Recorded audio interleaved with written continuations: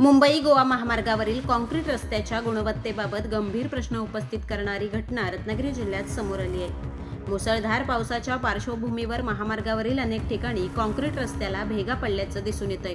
हा प्रकार अतिवृष्टीमुळे घडला की कामाच्या दर्जाबाबत काही त्रुटी आहेत याबाबत नागरिकांकडून प्रश्न उपस्थित केले जात आहेत. महामार्गावर भोसते घाटातील रस्त्याला देखील भेगा पडल्या असून या भेगा बुजवण्यासाठी सिमेंट भरून तात्पुरती दुरुस्ती करण्यात आली आहे. मात्र धोका टळलेला नसल्याचं या ठिकाणी पाहायला मिळतंय. त्या उलट दिवसेंदिवस भेगा अधिक मोठ्या होत असून नागरिकांसह वाहन चालकांमध्ये भीतीचं वातावरण निर्माण झालंय.